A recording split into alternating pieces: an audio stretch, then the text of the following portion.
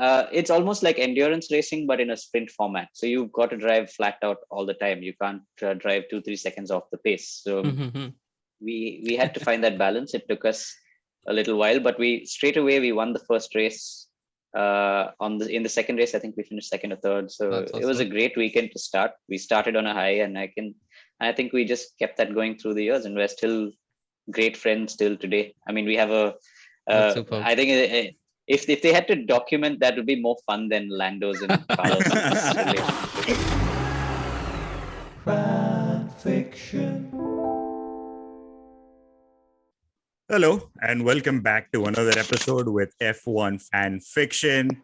Folks, we've been monitoring your listening, and thank you for all the love you've been giving us on this side series called F1 Fireside Chats. And based on that, we'll continue to bring these amazing shows with amazing people on the podcast.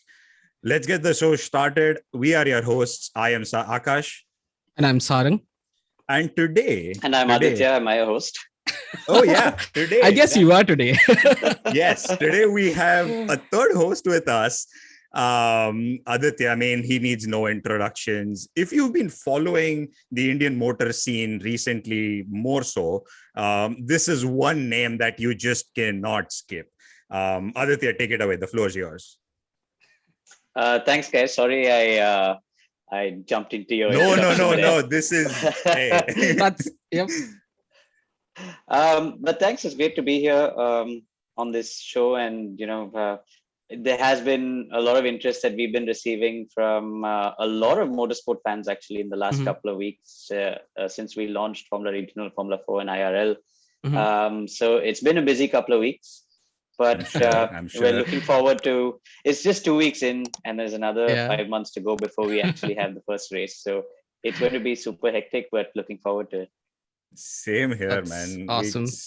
Yeah, I mean, I think like y'all launched your Insta page maybe right about the time when you launched the whole thing, and it's already shot up so much, and I'm like, oh, this is I love the traction this is getting, because I wasn't sure how many people are actually following the scene, right? So I just love that. Yeah, same here. I mean, to be honest, because we did the X1 Racing League in 2019, and there was decent traction. But in this last year and a half with the pandemic, I think the number of Formula One fans and motorsport fans, particularly in India, has just shot up hugely. And it's probably a lot to do with Drive to Survive. But right. we can thank them for that. Yeah. Totally. Okay, Aditya, why not, you just tell our listeners a little bit about yourself so they know who you are. All right. So, well, basically, I am a racing driver more than a businessman. I started racing when I was pretty young. I must have been 4 years old when I first drove a go-kart, 11 when I first did a go-kart race. And I used to do it more like a weekend hobby, just kind of pester my parents to take me to the go-kart track, made friends at the go-kart track who were doing the same back at the time. So every weekend, it was the same bunch of guys who'd be there. And we used to just participate in races for fun. But I guess that competition just kind of grows on you, and then you just want to go further.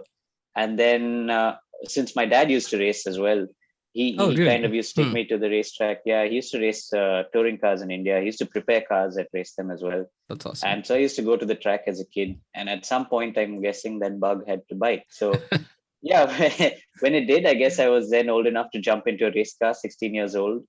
And there's no looking back really. Once you're in a race car, you like the feeling of winning. You want to do it again and again. It's an addictive feeling. So and then it kind of just led to international motorsport. After winning the national championship, I raced in a championship called the Formula BMW in 2008. Post that, I was picked up by Volkswagen Motorsport to race in the Polo Cup in Germany. Nice. Which was a big change for me, because as a youngster, you guys know everyone dreams to be in Formula One. But after 1 year of single-seater racing, I knew it's going to be very expensive. We can't afford to do it. I took that chance, and I jumped into touring cars. It was fully sponsored. So I said, hey, why not? I mean, no one really has done it yet properly. Sweet. Yeah. So let me give it a shot. So yeah, that kind of led to a good relationship with Volkswagen and then with Audi. and still with Audi in many ways, doing many events for them, while motorsport has kind of taken a backseat in the driving side of things. We've been busy now organizing races, and obviously the next big thing being Formula Regional, Formula 4 and IRL. Yep. Right. Yeah. I mean, that's really awesome, just to hear your story into racing in general. Like, it's pretty awesome that you got the exposure at the right age to this awesome sport. And yeah, you were able to pursue it and, go make a career out of it. So yeah, that's pretty awesome. Hey, I've heard this thing from one of your interviews where for folks, Mr. Kamlesh is Aditya's. I'm saying that right? Like that's your father. Yeah, that's right. Yeah, he's my and father. and he started off his career by sort of working as a mechanic.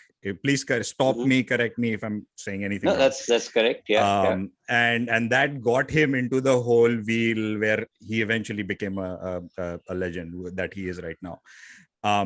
Having heard those stories, do you think you've also had a sort of contradiction that do you want to go towards the engineering side, or was cockpit always the love? I was always cockpit. I'm not an engineer, never want to be an engineer. Okay. I mean, I am fascinated by how a car works and the physics of driving more than anything else. So, I like to study the suspension, how the suspension works, because that at the end of the day relates to how you drive the car and how you need to drive the car. Right. So from that side of it, yes, but engineering is just not my thing. Okay. I just like to drive cars. That's it. So completely. I mean, for my dad, it started with the engineering, the mechanics of the car, and then he started to drive the car after that. But for me, it was just driving. And then he made me work on the car, because if I don't know what goes into a race car, then I shouldn't be racing. So Right. it was Okay. that's kind of what he taught me. Fair enough. Nice. So talking about touring cars, I guess, as you mentioned, like you kind of realized early on that you want to switch to touring cars, and that's where you decided to kind of pursue your career in. So let's talk a little bit about the 24 hours of Nürburgring.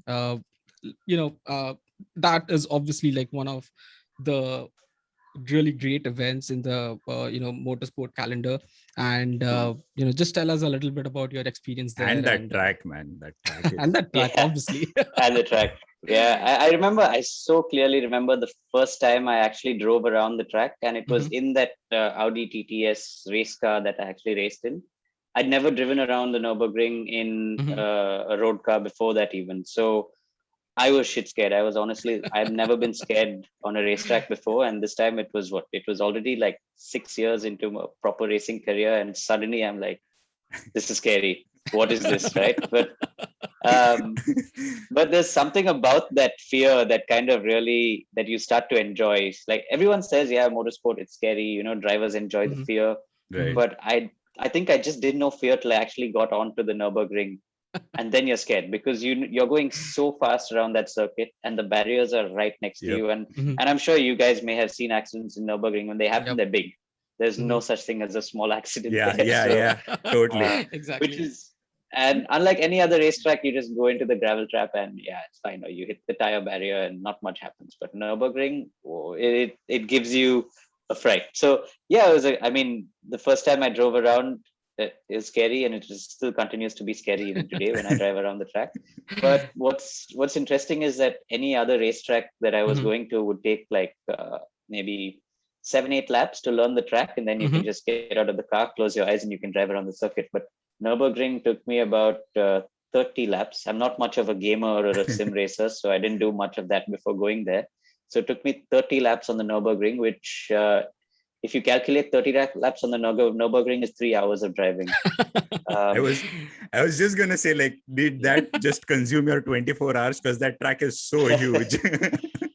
Yeah. I mean, honestly, I hadn't even done 30 laps by the time the race started. I had only done, I think, about 24, 25 laps in total around the Nürburgring before I actually got to the race. So only at the end of my first stint of the actual 24-hour race was when I could sit back, close my eyes, and I knew the track from corner to corner. But before that, it's just so hard to learn. But yeah, it's an amazing experience. I meet a lot of people who say they want to drive around that track. I mean, if you haven't, you should. Yep. The good thing about it is it's not just like any other racetrack where you have to make a booking. You can, if you happen to Mhm. be fortunate enough to be in Germany, you can just drive to it, Yep. buy a ticket, and it's like a toll road, and you just get on the circuit and go. Isn't that That awesome? is on the bucket list now, I guess. Exactly. So talking about Audi, let's talk about a little about the records that you have set with Audi recently. I guess you hold two records. One is for the fastest lap in a SUV at the Buddha International Circuit, as well as uh, gaining the top speed with the Audi R8 V10. Mhm. So, why don't you tell us a little bit about your experience while breaking those records? How do you even prepare for those events? And just walk us through Well, it. the first of the two was the top speed one, which Audi and Autocar both actually had spoken to me when we went to an event, and they said, we're thinking of this cool idea, and we want you to drive. So I said, yeah, sure, but I can't think of a single road in this country where we can do it, and there's probably no airstrip long enough or safe enough to do it as well. So they said, don't worry, we're scouting for something right now. We have a few things in mind, a few places, and then they got back to me. They said, we found this road. It's not open yet to public, and it's long. They've completed more than 15 kilometers of it, and we don't need that much. So I said, that sounds good. Then let's give it a go. So yeah, we went there one morning and put the car on the road. And I thought, okay, it's not going to be easy because I hadn't at that point I hadn't hit even 300 kilometers per hour yet while driving a car, because race cars would do about 270 to 280. But that's a race car, right? So it's Right. got its aerodynamics and its suspension and everything to kind of handle the speed. But just the first run itself, I think we hit the speed, and this is during the trial. It was not that difficult. Between 250 to 300 kilometers per hour, the car was moving around a little bit. And then when you hit 300, I think the car just gets sucked into the ground. Right. And then it that becomes easy. downforce. So Nice. between 300 and 332 kilometers per hour was actually the easy bit. Okay. And it's just that in between moment where you're like, oh, what's happening now? And then it's done. So yeah, it was nice. It was not as scary as the Nurburgring or Right. anything like that. But How would you want to hit was, that speed at Nürburgring, though? Oh, no way. No way. That's interesting to hear, but- like a description for downforce. I've never heard anyone say like that's how you feel that downforce hitting after a particular speed. That's interesting. Yeah, because basically it's both sides of the car, right? It's the flat underbody of the car as well as the aerodynamics that you see on the outside of the car that kind of work together to suck the car to push the car and suck the car into the ground. Right. It's doing both at the same time. And then you feel it at a certain point, and then suddenly it feels like the car is just not. Normally you're moving with the wind, you're moving because the car is light, etc., but suddenly it's sucked into the ground and then it's not moving around anymore. It's just staying where you want it. It's like it's on rails. Interesting. And then so that was the top speed. Right. Yeah, Good. and I think then we're getting to the racetrack. That was more recently in an SUV. But to be honest, I mean, SUVs these days, yes, they're still big. They still weigh a lot. Like that particular car that I drove, the RSQ8, 2,400 kilos or something like that. So still a heavy car. But behind the wheel, it just felt like a normal touring car. It's so pointy, handles really well because of the Quattro system, has all-wheel drive steering wheel, and it puts out some 600 and something bhp. So it's really quick. It's a beast. Right. So so I was surprised. Even the brakes, considering it's so heavy, I could stop the car so late and get it slowed down and turned into the corner and get back on the power. And it just felt like I was driving a normal sized touring car. That's awesome. Yeah, because I can't imagine like driving a SUV around a track, just thinking about like the center of gravity of the car being a little higher up. And it's pretty awesome to hear from you that that car still performs that well. Especially I mean, the only thing that was especially on both, the only your thing that was favorite odd, track. That's what we've heard. Your favorite track. It is my favorite track. Yeah, in quotes. But the only thing that I found interesting again came down to aerodynamics. I hadn't really driven a big car or a non-sports car around that circuit at such speeds. Mhm. And that's when I realized, when I went through the twisty bits, turn 5, 6 onwards, that the car's just so light. I have to really hold on to it for dear life. And then I realized there's no rear wing on this car. There's no Right. front aerodynamics on this car. So I really needed to hold on. So yeah, I mean, it's not that easy when you had to do that. But I think when Hormuz, who's the editor of Autocar, he drove the car. He did one lap and he came back and he's like, it looked so easy when we saw it from the outside, but how the hell did you drive that car around the track? Because it's just not meant to go around corners that quickly. Yeah. I mean, you've had the famous people, like you've had some people tell you, right? Like, no, I'm not gonna sit next to you. I may have had some people tell me that. Yeah. Yeah, I did. How do you know all this? We've looked into this a bit. Don't remember saying any of this publicly. Anyway. I wanna go back in time a bit to NK Racing. Like, how did that come about? And how was that as a journey start to the whole career being like? If you can walk our audience through the whole NK Racing and then everything else. NK Racing started basically, I think Naren formed this team in 2006.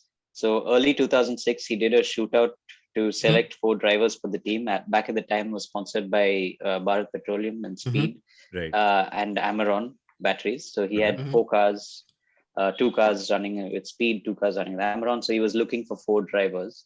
So I took part in this shootout. I was selected among the 4 drivers in 2006, and it was a big learning year for the team itself with regard to the car. It was the first year for the Formula Roll-Ons. No one really knew what to do with it. So we took that year to learn.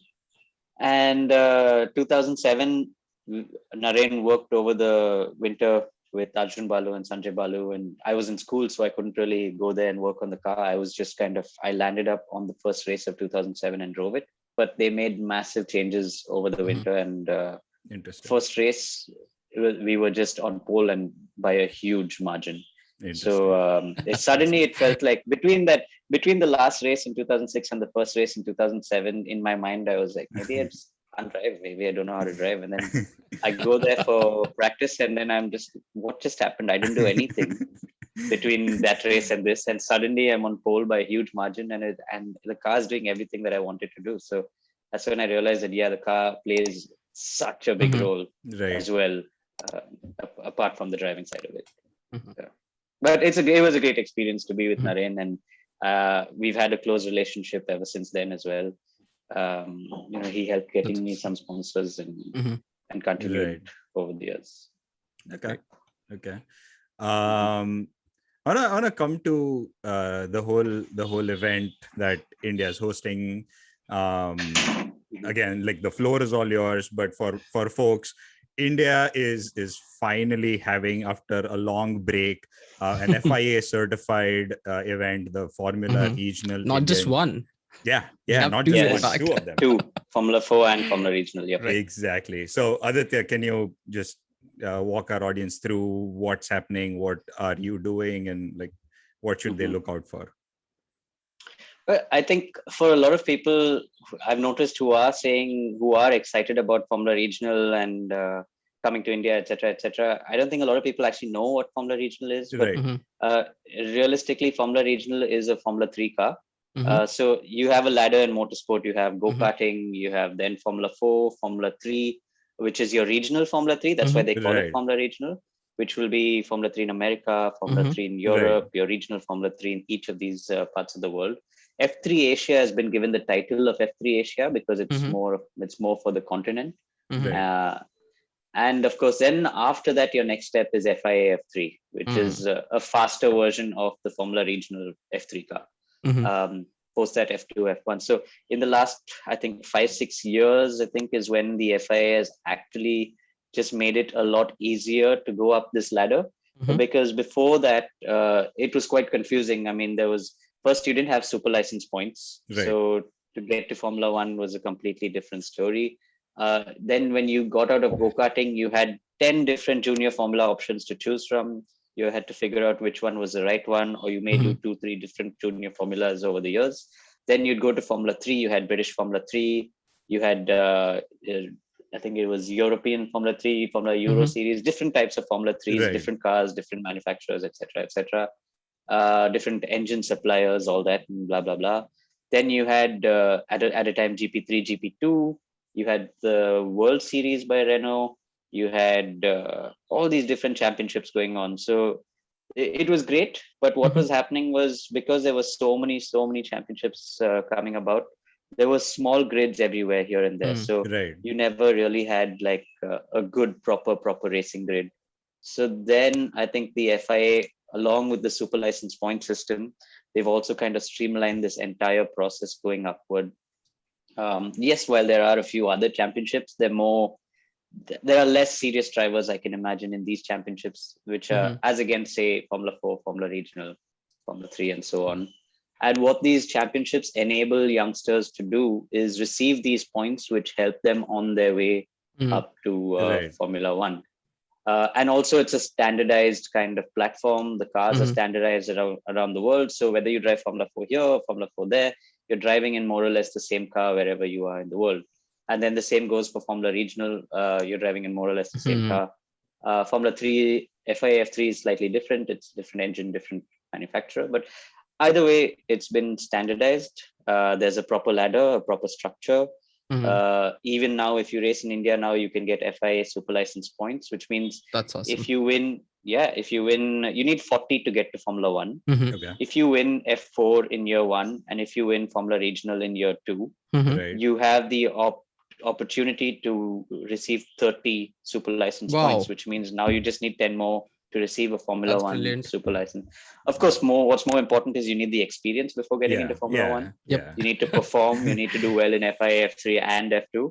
But at least this enables youngsters to receive that opportunity. And what it'll do is, I think there are so many more youngsters around the country who want to get into the sport, who've never done it before, who now have like a clear picture, clear path in their mind, and their parents and themselves, they can say, hey, look, okay, good. Now, if I want to get in the sport, I know this is my ladder and that's it. Exactly. Before, it was like, oh, where do I go next? What do I do next? Oh, does that exist? Oh, there's this championship. Oh, there's that. Oh, I didn't know about this. So that's out of everybody's minds now. You know your budget, you know the championship, and you know where you're going to go. Yeah, I mean, I completely agree. Like even after being like a fan of the sport in general for a long while, it has been a huge mystery for me as to I know FIA, F3, F2, and F1. Like I know how that goes on, but it's always been a mystery to me. How do people even reach there? Like if somebody like how did even Nayan Karthikeyan reach F1? Like it has always been a big mystery to me. So I mean, I'm glad you kind of explained it so well for everyone. And I'm glad that finally somebody from India who wants to get into F1 has a very clear and defined path that they can follow. And that's just awesome. So doing it in an exciting way, right? Like there's this street circuit coming up, so that sort of adds to the whole fascination factor. So what is that thought behind having like a Hyderabad street circuit to the addition of the mix? Well, I think when we started with the X1 Racing League concept itself, we were very ambitious, first of all, to start.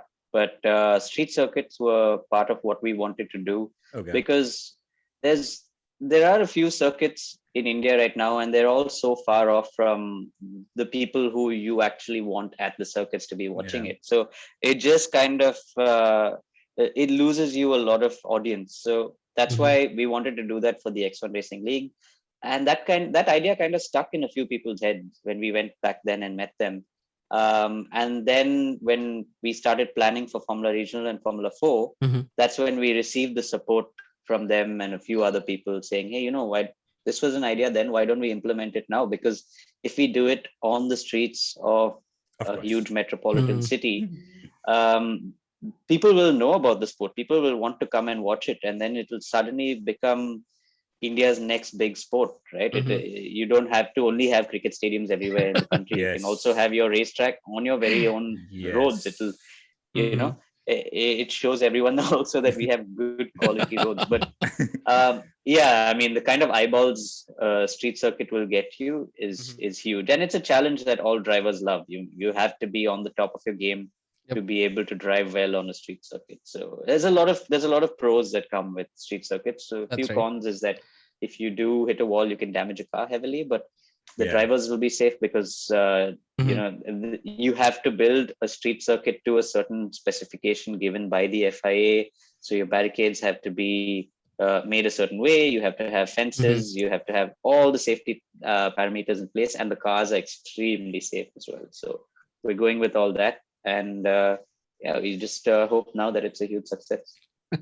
In terms of these tracks, then, right? Like FIA graded tracks is sort of like what you need to have these cars race on Yes. them. And then for F1, there's obviously Budh. And I think like Kari in Coimbatore is F3 graded. But do we have more tracks that we don't know about which are FIA graded and you can have, those certified races? Well, in India right now, we've got 3 tracks that people know of and can go and drive their cars around, whether it's racing or not racing. We have heard of more tracks coming up. Okay. Obviously, I'm sure you guys have been reading about it as well. For those who are listening, there is news of more tracks coming up in different parts of the country. So we're eagerly looking forward to that. A street circuit, on the other hand, it can be FIA grade 3, 2, or 1, but it's assembled during an actual race weekend, leading up to a race weekend, and then is dismantled after that for the public traffic to go around. But like Curry, for example, is an FIA grade 3 circuit, where you can race your regional Formula 3 cars, Formula 4 cars, etc. Then the Chennai circuit, the MMRT, is FIA grade 2. You can race pretty much anything except Formula 1 cars. And then the Budh International Circuit is FIA grade 1. So you can race every race car around that circuit. Awesome. All right.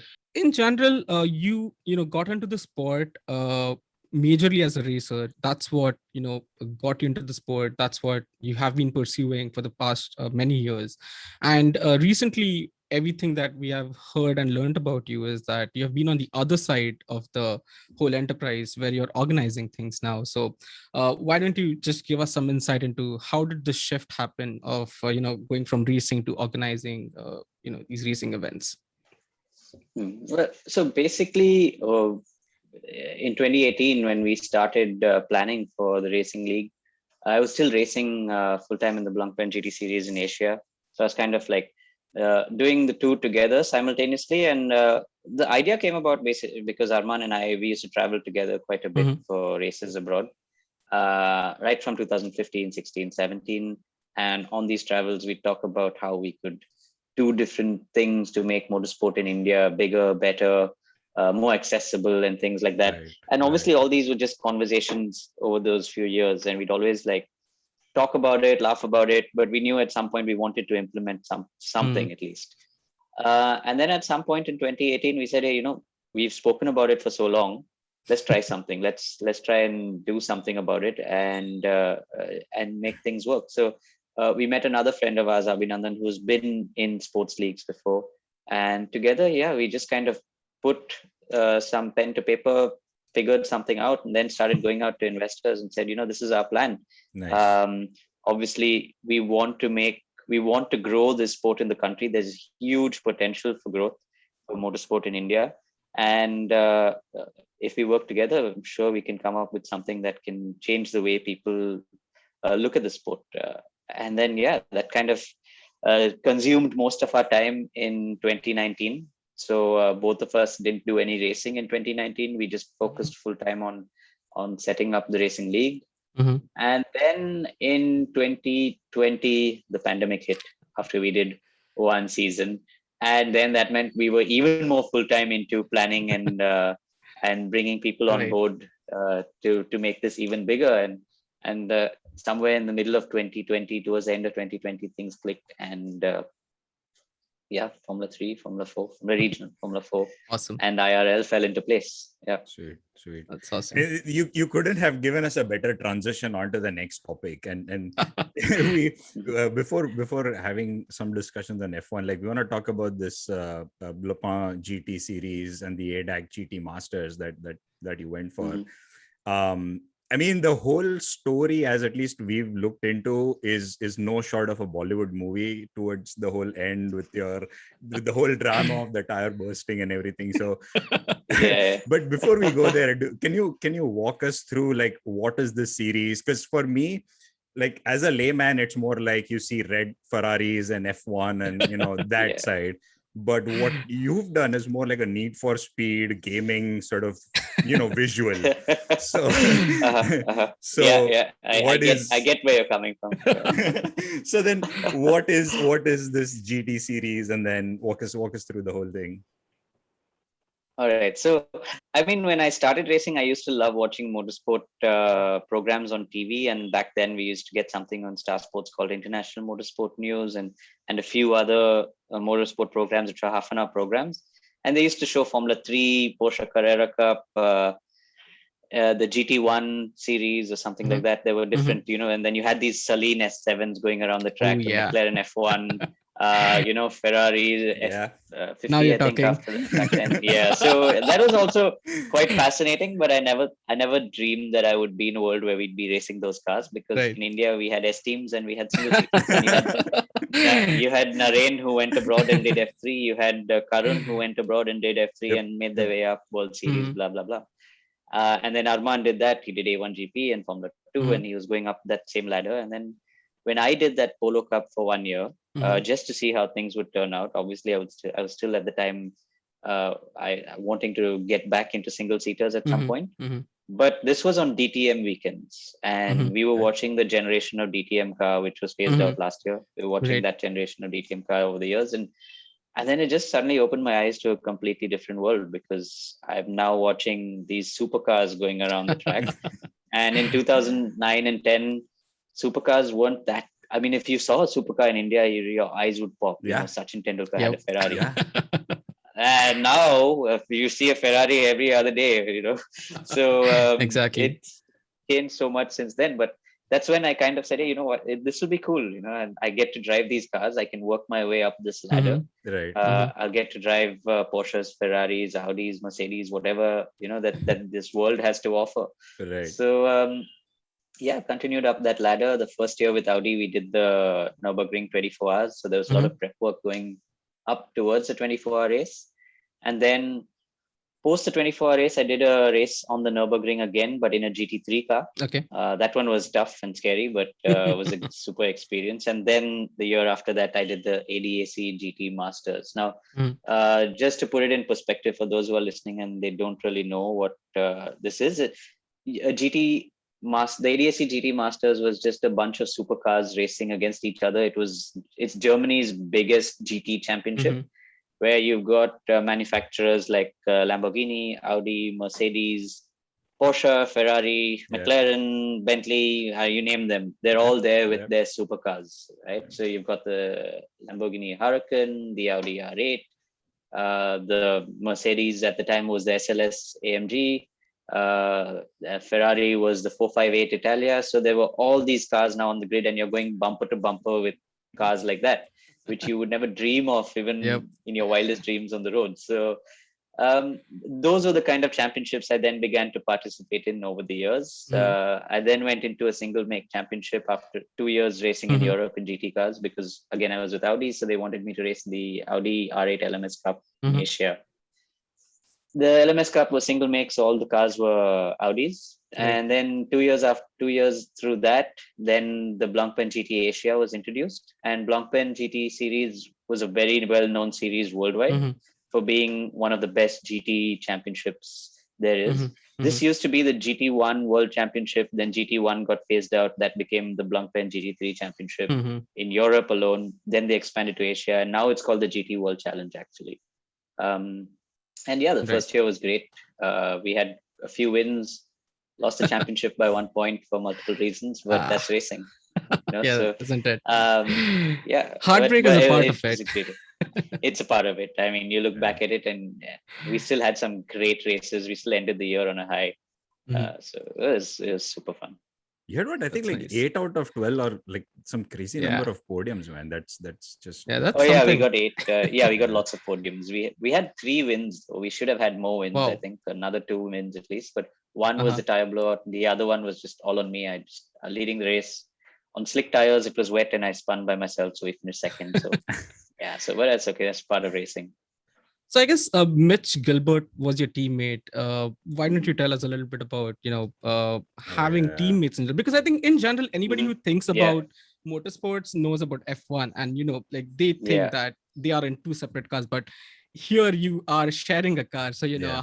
Yeah. how different is it when 2 different drivers probably obviously have different driving styles, and how do you Yeah. try and match up with your teammate? But I mean, it's always about finding compromises, right? For people who are married and in relationships, I think we know what that's like. You have good days, you have bad days, but it's the good days that make it all worth it. But so yeah, I mean, with Mitch, he actually approached me in 2016 when I was racing the LMS Cup. He was there at one of the race weekends. He said, I'm working together with someone to put something together in an Audi next year. So speak to Audi India and see if it would be of interest to them. Okay. Audi India said, yeah, sure, go for it. It sounds interesting. It's a mix of a Malaysian and Indian pairing driver. He's also Australian, but living in Malaysia. But we got along well all the time. So we said, no, it'll be fun to be teammates. He has a very different driving style. As a personality, he's great fun, but super aggressive. So we always had to balance each other out. I had to be the calm one here. He had to be the aggressive one. And but we made it work. I mean, it was a little difficult in the beginning trying to find a balance between the two of us and our driving styles, because it's almost like endurance racing but in a sprint format. So you've got to drive flat out all the time. You can't drive 2-3 seconds off the pace. So we had to find that balance. It took us a little while, but we straight away we won the first race. In the second race, I think we finished second or third. So That's it was a awesome. great weekend to start. We started on a high, and I think we just kept that going through the years, and we're still great friends till today. I mean, we have That's superb. I think if they had to document, that would be more fun than Lando's and Carlos's relationship. We had some hilarious times. Yeah, we had some The actual hilarious times bromance together. hasn't been covered by DTS yet. Yeah. Yeah. Awesome, man, Now that you awesome. talk about Lando, let's move switch gears and talk about what we usually talk about. Let's talk a little bit about F1. That's what people also do like to listen. So so I think I kind of wanted to get your sense of from a layman's perspective. I have my favorite tracks, but I have my favorite tracks for different reasons. Because for me it's more about how fancy the car looks on the track, but from perspective of a racer, why don't you tell about what is probably your favorite track on the calendar and why, and what about it is that really attracts you about it? Yeah. Well, I think tracks like Spa, Zandvoort, Nurburgring, all these historic circuits really that came about, that were built back then, which were just built for speed, for that rush for racing. Like Zandvoort is such a short circuit, it's only a minute and 10 seconds or something. Yeah. But if you just look at the circuit, the kind of corners it has, as a race driver, when you're watching it, you always put yourself in that seat and you're just like, whoa. Yeah. You can feel the speed going through the corners. You feel that little bit, that element of danger is what you feel on these circuits that you just, I guess, don't feel on these new age tracks that like you see, like Budh in Shanghai and Malaysia. All these really I flat really tracks, don't like right? exactly. There's a lot of elevation change and everything, but your barriers are just so far away from you. I guess maybe if they put it all close by, have like corners which are nicely banked and things like that, which you don't see so much right now. That would probably bring out an element of excitement in a driver, because drivers love stuff like that. Like there's so much talk about Oruj and Radion last week. Yeah. Oh man. It's a dangerous driver, but it's a dangerous corner. But no driver would ever want you to take it away, because every time you go there, you just like you want to conquer that mountain, right? It's like that. Yeah. I mean, Totally. And I think with Zanderwood too, the whole banked turn that they've got at, I think turn That 3, just 2. looks awesome, right? Yeah. Oh, Yeah, I was turn 3 seeing, is great. Yeah. right. And I mean, you go a bit late into that corner and your car is not aligned to the bank and you've lost the whole corner to begin with. So Yeah. there's so much planning going on in that split second to get into that corner. And you were right, with drivers loving these old tracks like Portimao. Last year when it was introduced, it felt such a roller coastery, undulating track. But everyone came back with hey, we love this track. Why don't we make this a mainstream track? Mhm. Yeah. No, and there's a lot to it with these circuits. It's just that every other circuit, there's more or less one line through a corner. But tracks like Portimao, Zandvoort, even Spa on many corners, there's no one line through some corners. You've got to find, there are 100 good lines through that corner, right? You just got to find what suits you around that corner. Yep, Right. Yep. In terms of street circuit, which one's your favorite street circuit? Macau. But it's not on the calendar. That's fine though. That's interesting. A new Yeah. one, actually. Yeah, that's an interesting one. What about it that you really like? Macau is just, again, it's a historic track and it's flowing. The in section is fast. You're going up and down through that hill. I just don't know. There's tracks like Monte Carlo which people love, but I think drivers also love Monte Carlo for the atmosphere. Yeah. But you ask any Formula One driver, and I'm pretty sure they'll also say Macau if they've driven there. Because it's got a mix of high speed, it's got a mix of twisty corners, it's wide in some places, it's really narrow in some places. Yes. You can overtake, yes, and it's and you just have to be on the ball all the time through that circuit. You can't lose concentration for a second. So it's in many ways, if Macau was built today, the street circuit, if it was proposed today, I'm guessing the FIA wouldn't even let it happen. So it's one of those. Right. The other interesting thing you want to get from a driver's perspective is the whole rules change that's going to come about, right? So many teams have already committed that they're going to now start looking into 2022 with budget caps and the whole new regulations that are coming in. So, and this year itself, the mid packs gotten so tighter. So what are your thoughts and what are your expectations going into 2022 with everything that's about to come? Well, I mean, like I said, I'm not so much a technical kind of guy, but from the driving aspect, I really do hope it makes racing a lot closer. You can see right now that they can't really follow each other close enough, which means they can't really line up a proper overtaking move. In Formula One tracks, sometimes you've got only, in a Formula One race, you have only 2 or 3 corners where you see them overtaking. Yes. Right. I remember when I raced in Singapore in 2008 on the same weekend in a single-seater car, which is obviously a lot slower. And you watch Formula One, there was only 1 or 2 corners they were overtaking, but I found 6 corners where I could overtake. So if Formula One can become that, where every circuit that has that, you go to Hungary and you say, okay, they can only pass down the straight. But if you suddenly start to see 4 places or 5 places where cars are overtaking, and that'll make it so much more exciting. And then the new rules, at least it seems like you can follow that much closer. And if you can, then you can pile on and overtake very easily between one corner and the next. So I'm hoping that happens. And even I think these modern cars are so long. If you take a look at older cars, they were much shorter than these. So it was, I think, a lot easier to overtake with these shorter cars, and with the increasing reliance on downforce with aerodynamics in general in F1. I think you're right. Following is such a issue right now that needs to be fixed, and I guess that's. And you see drivers complain about it all the time as well.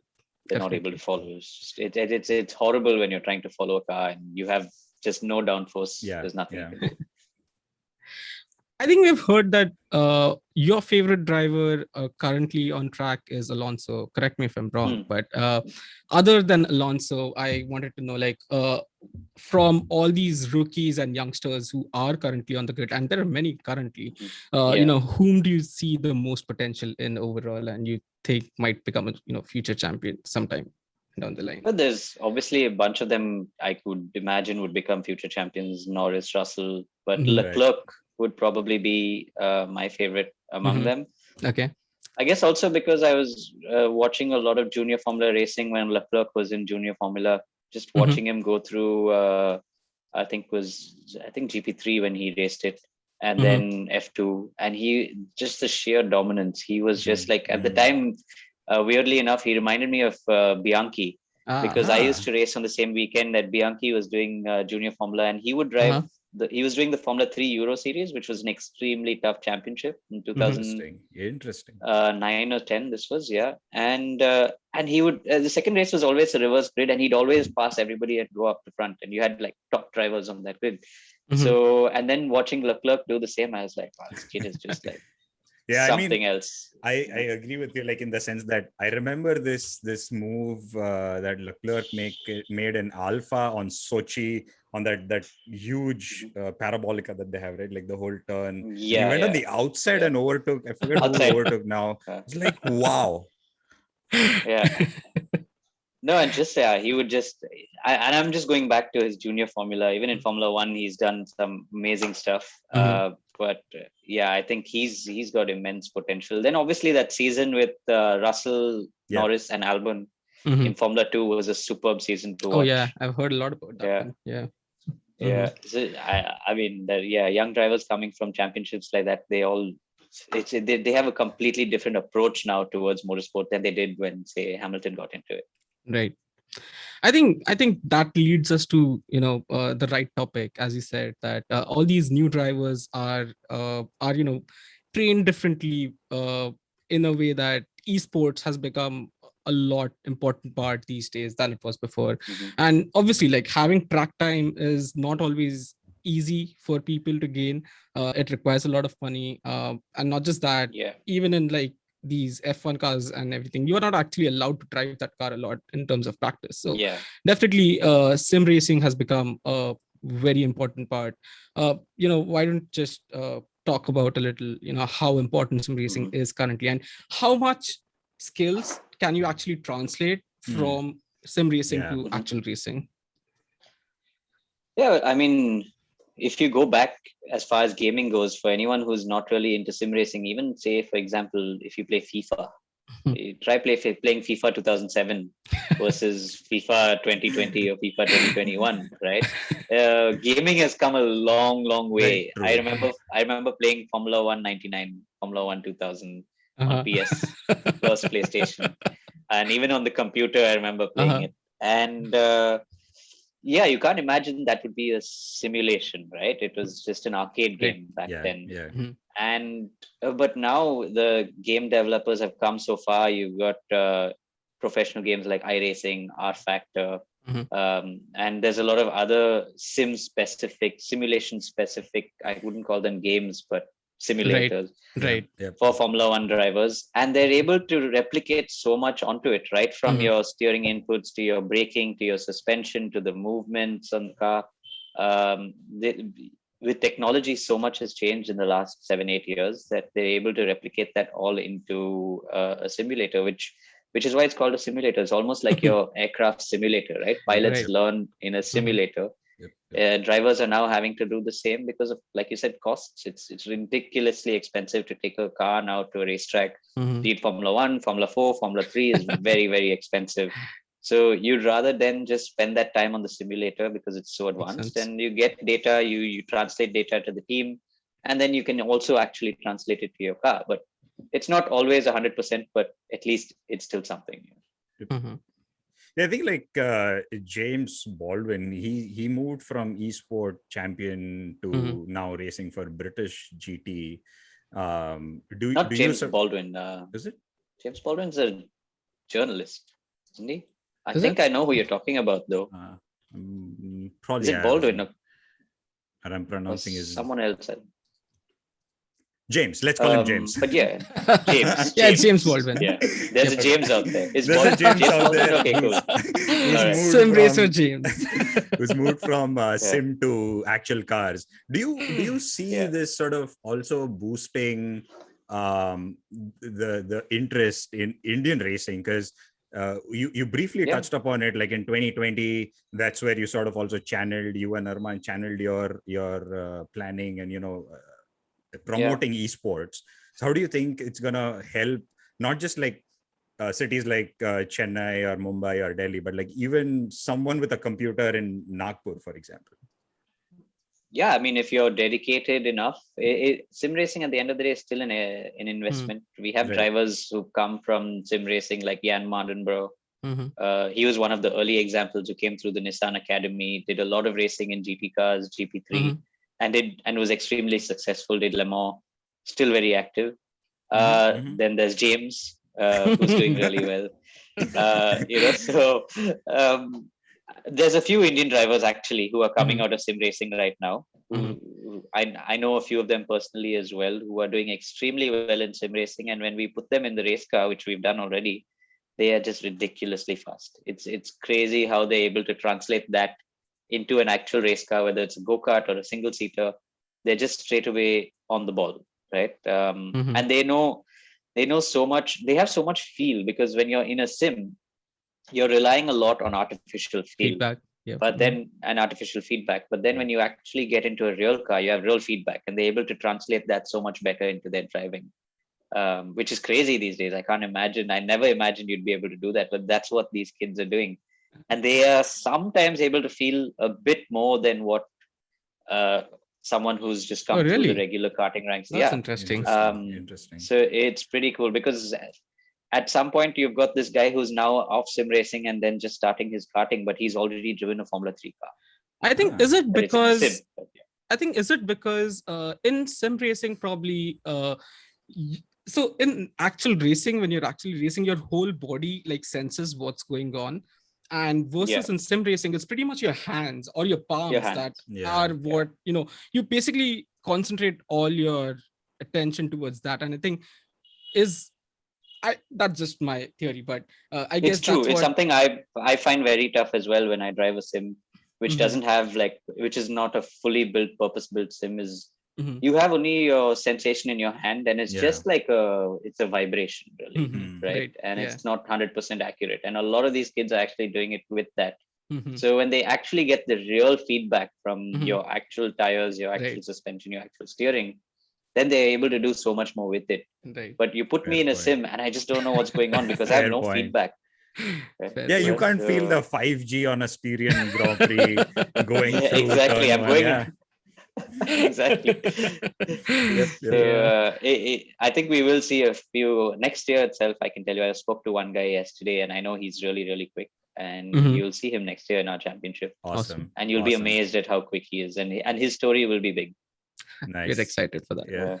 Looking forward to that. In terms of the ladder that we spoke about, like in actual car, is there a rough structure to someone in our audience who wants to get into like sim racing or esports? Well, I mean, esports, apart from the programs that we do, obviously you can just do it from your home, which makes it quite easy. All you have to do is purchase a bit of equipment. It's not very cheap, but I mean, if you can afford it, go ahead, do it. There's a lot of games out there that are very, very good when it comes to replicating real life racing. Okay. And at the end of the day, it is a lot of money saved compared to your actual karting and your actual racing. You can sit at home and race on any racetrack in the world, really, instead of going to your nearest go-kart track. You can almost race in any car in the world instead of just racing a go-kart. So it gives you all that from the comfort of your home. It teaches you all the basics. Then you don't have to go to a racetrack and waste time understanding what a racing line is, understanding the mechanics of a car. You can do so much of that just sitting at home now. So I think for anyone who's even remotely thinking about sim racing, just jump into it, do it. And you'll straight away know whether you want to race or you want to be a race driver or not, or you just want to sit at home and do it. I know a lot of guys who are like, I don't want to race, I just want to sit at home and drive my sim and be world sim racing champion. Fair point. Yep. Fair point. Why not? Right. I think that's all we had, folks. This was an amazing conversation with Aditya. I'm sure he's shared way too many insights. You know what? We'll have our new host close out for y'all with his parting thoughts on FRI or anything he wants to share with y'all. So Aditya, take it away, and then we'll close after your thoughts. Yeah, well, thanks. I mean, it's been great to be on the show, and I hope everybody listening has actually managed to take something away from this, something to Uh-huh. learn. And we hope to see you all at our series next year, Feb March, Formula Regional, Formula 4, and the IRL. So you want to get in touch with us? Feel free to get in touch with us. We'll happily run you through the process on motorsport. But now you know there's a clear ladder. You know your steps. You know what to do, and we'll find our next Formula One driver soon. That's Awesome.